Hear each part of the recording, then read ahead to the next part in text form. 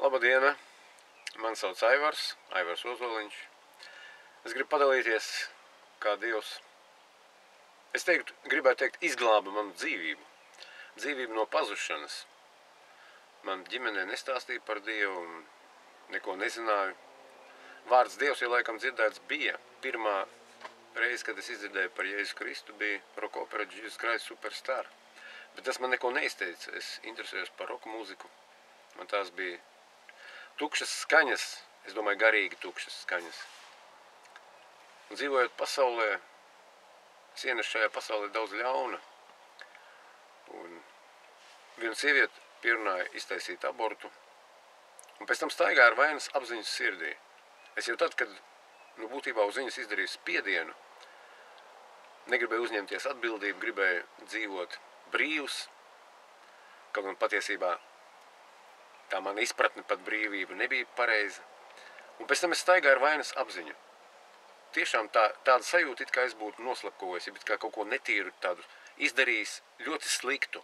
Un es nezināju, kāpēc, nezināju, kā priekšā, jo cilvēku priekšā es nejūtos vainīgs, bet kaut kas man lika justies vainīgam. Tagad es saprotu, tas bija Dieva svētais gars, kas man pārliecināja. Un es ilgu laiku staigāju šo vainas apziņu.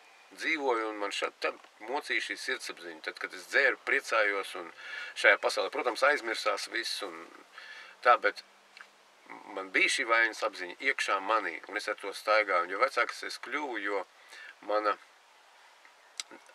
izpratne, jeb atzīšana par to, ka Dievs ir, arvien vairāk nostiprinājās, un arī līdz ar to vainas apziņa arī tā pieauga. Jo es sapratu, ka dzīves noslēgumā man būs jāatbild.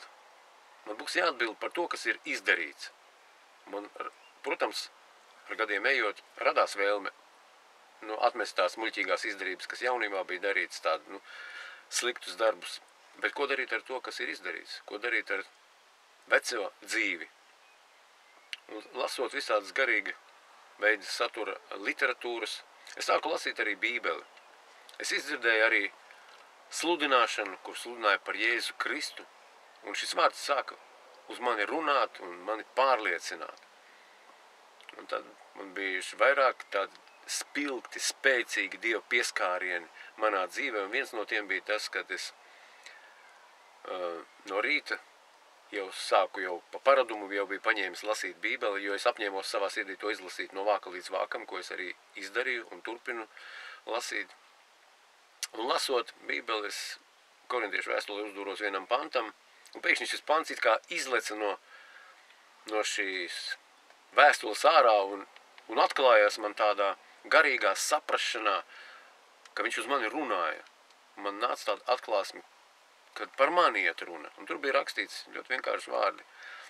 Vai jūs nezināt, kas biedrojas ar netikli, kļūst viena miesa ar to? Un šis vārds man tā uzrunāja, ka es sapratu, es esmu šis netiklis. Es esmu biedrojies ar netikliem, ar netikļiem, es esmu sagānīts, es esmu sagānījies.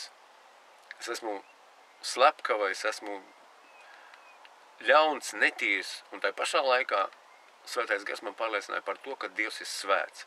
Svēts man nepieejams, ka viņš ir augšā debesīs, es uz zemes, un mana vieta taisnīgi ir ellē. Un parasti cilvēku priekšā mums vienmēr ir kāds attaisnojums mūsu rīcībai, es domāju, sliktai rīcībai. Vienmēr ir attaisnojums, bet Dievu priekšā man muti bija cieta. Tur man muti bija cieta, es sapratu, es esmu vainīgs, es esmu noziedzies, es esmu pārkāpis būtībā visus Dievu baušļus. Un tad šī atziņa vienkārši man sirdīs satriec, un es turpat virtuvē kritu uz ceļiem.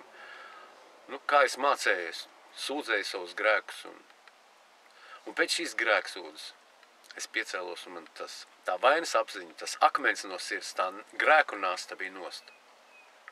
Un tad es sapratu, ka Jēzus Kristus ir miris arī par maniem grēkiem, par visiem maniem grēkiem. Un es saņēmu tādu pestīšanas prieku, tādu brīvību, kad es varēju sākt slavēt, pateikties, pielūgt, un vēl vairāk man ieinteresēja patiesība. Patiesība, ko es jau sāku uzņemt ar vien vairāk un vairāk. Es sāku iet uz draudzēm un meklēt Dieva gribu savā dzīvē, meklēt, kā viņam paklausīt.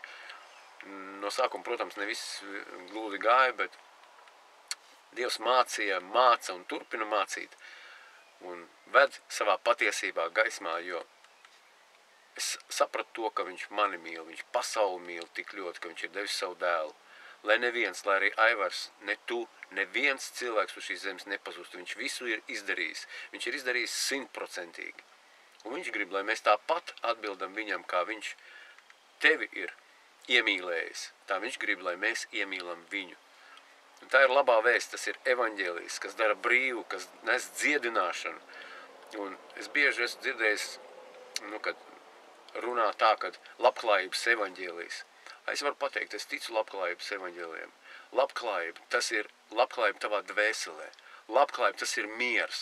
Tas ir miers ar Dievu visu varano, taisnīgo, svēto tiesnesi miers caur Jēzu Kristu. Tur ir grēku piedošana, tur ir svētība, tas ir dvēselē.